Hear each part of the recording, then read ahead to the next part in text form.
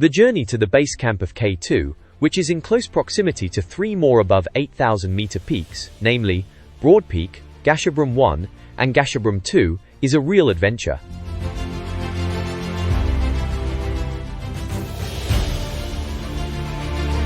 The K2 base camp trek, starting from Skardu, takes 10 to 16 days and covers 180 kilometers.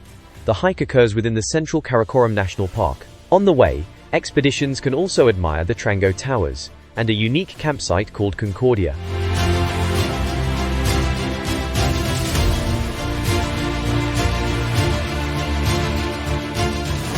The trek's first leg, from Skardu to Askole, is covered on board four-wheel drive SUVs. The real hiking, which requires fitness and endurance, starts after leaving the mountain village of Askole.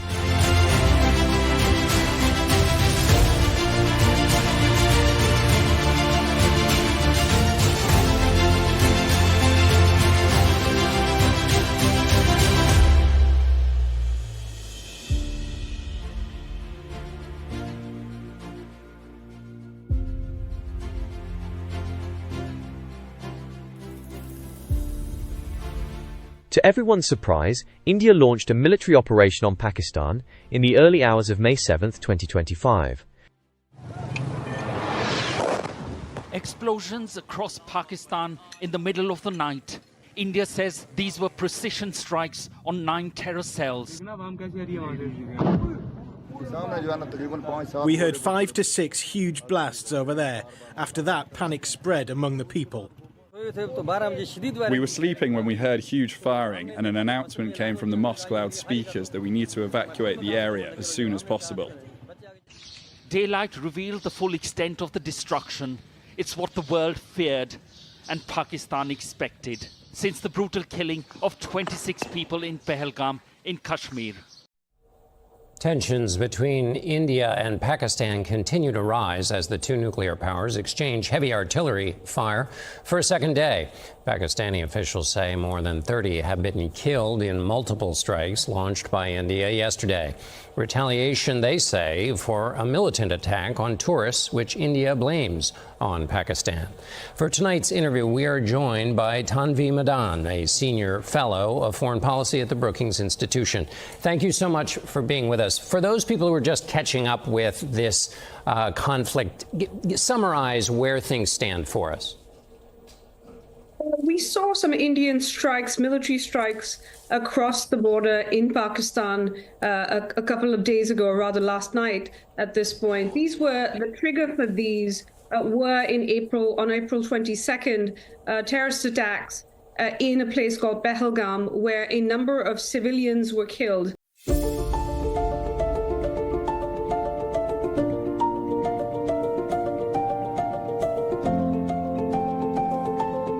Pahalgam, nicknamed Switzerland of India, is a small town located in a beautiful valley and a tourist hotspot in the Indian-administered Kashmir.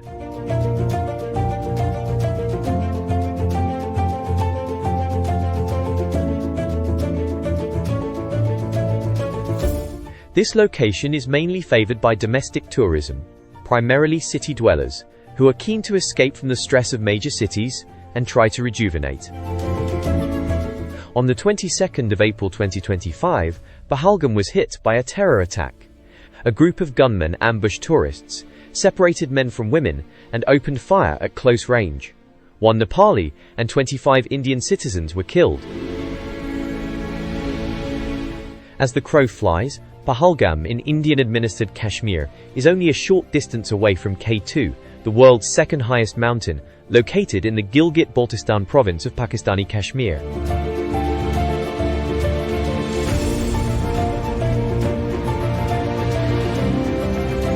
Due to security concerns, the Pakistani authorities are considering cancelling this year's climbing season, which is scheduled to start in June and last until the end of August 2025.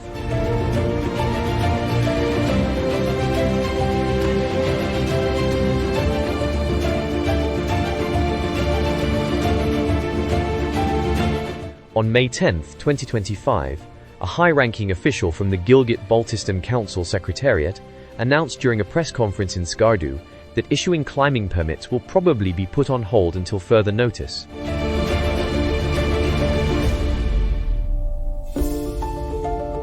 He listed the following concerns. 1. A misguided attack by the Indian Air Force or ballistic missiles. 2.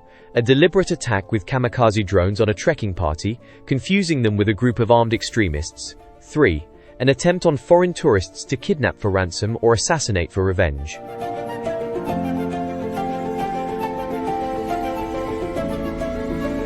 The extremist organization, which claimed responsibility for the attack in Pahalgam, is fighting for the independence of the administered Jammu and Kashmir region. They are headquartered in the area around the mountains of Karakoram. Tourists who participate in the K2 base camp trek, or are trained for many months for a summit attempt, would be easy targets for such an organization. Whatever the cause might be, every group that selects the method of harming, kidnapping and killing unarmed civilians must be considered terrorists. Another risky scenario for hikers and climbers would be an encounter with Indian special forces, possibly pursuing the retreating gunmen after another hit-and-run operation in India. In case the Pakistani security forces also show up, the tourists might find themselves in crossfire.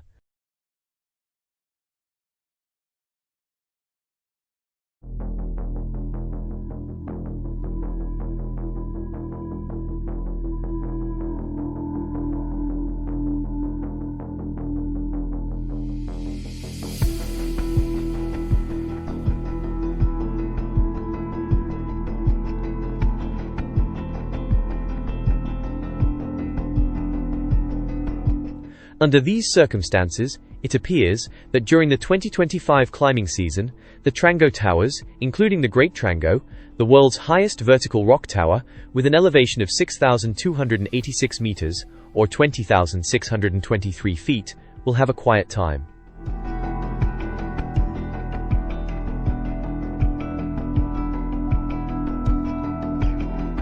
After the Trango Towers, the picturesque trek leads the expeditions to a rare gem of a campsite. Concordia is not just a place to pitch a tent. Surrounded by towering peaks, including the highest concentration of above 7,000-meter mountains and the nearby Baltoro Glacier, the campsite offers the opportunity to wake up to an extraordinary backdrop and spectacular views of K2.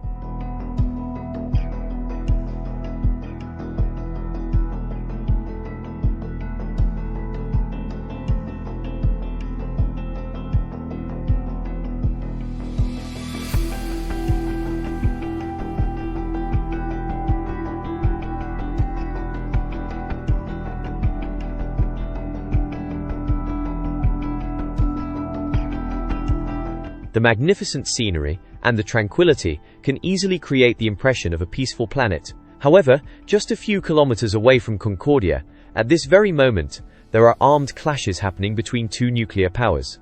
Luckily for now, with conventional weapons only. Delhi insists no military facilities or civilians were in its crosshairs. There's still smouldering debris, the evidence of an assault, as many slept. These actions were measured, non-escalatory, proportionate and responsible. They focused on dismantling the terrorist infrastructure and disabling terrorists likely to be sent across to India. The first response of the Pakistani army was to return artillery fire with ground-to-ground missiles and send armed drones, like the Turkish Akinci, deep into the Indian territory. The second response came as the Pakistani AWACS detected Indian fighter jets closing at high speed toward the border. Coral is a Turkish advanced electronic warfare system. Used from the ground and airborne platforms, Coral blinded the attack wave, which was closing in from the east, before they could reach the position to release their missiles from within the Indian territory.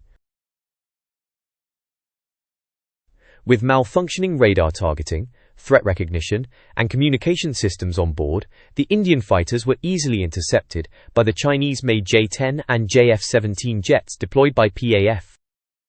During that short air battle, Indian Air Force lost 3 French-made Rafale, 1 Sukhoi Su-30, and 1 MiG-29, both manufactured in Russia. The Kashmir conflict has shaped South Asian geopolitics for more than 7 decades. The struggle between India and Pakistan over the territory has led to multiple wars, and the area is now one of the most militarized in the world.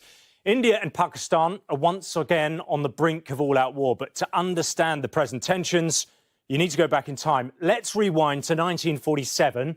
This is what the map looked like when Britain partitioned its former colony. Pakistan, with a Muslim majority, was created in the west, and India to the east with a mostly Hindu population. War quickly followed in October.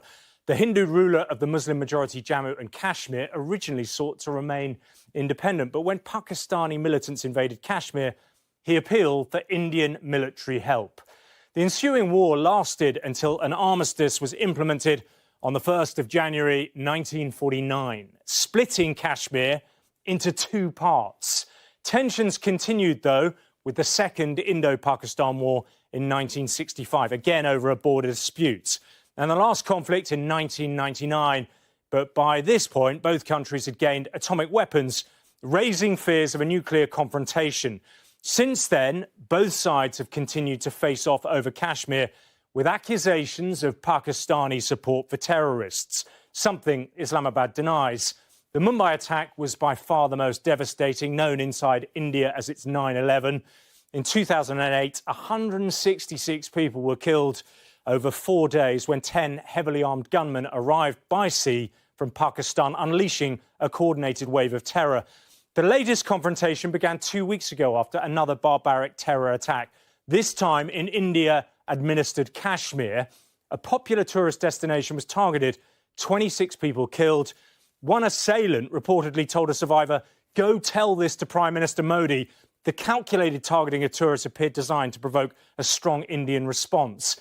The attack was blamed on a group calling itself the Resistance Front, and it has links to Lashkar-e-Taiba, the same organisation behind the Mumbai attacks. India has long claimed LET is used as a proxy, something Pakistan denies. It says New Delhi has failed to show any evidence of complicity. India says its response has been measured and is not escalatory. But by striking compounds in the Pakistani heartland of Punjab, it's not being seen that way by Islamabad. Pakistan is calling the airstrikes an act of war. The main worry for the world and the region are the nuclear missiles aimed at each other. Pakistan has around 170 and India has 164. But even if the tensions are dialed down, as we've seen throughout the history, the underlying causes of the Kashmir dispute, steeped in unresolved colonial legacy, will remain and could break out at any time.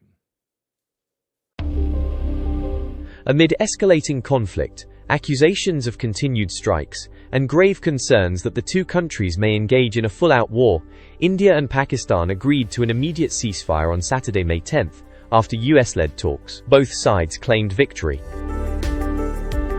Pakistan is now expected to arrest the leading figures who planned and initiated the bloody terror attack in Pahalgam and dissolve that organization. Only if justice is served will the four above 8,000-meter peaks in the Karakoram mountain range be accessible again to hikers and high-altitude mountaineers from all over the world.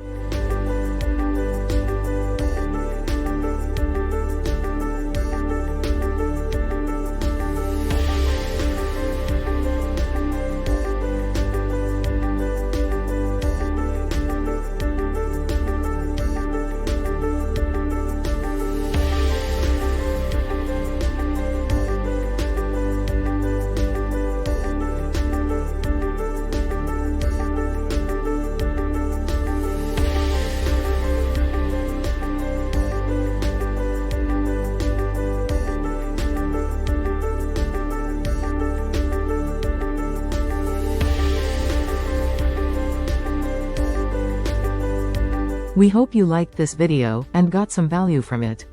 May peace be upon you. Thank you for watching.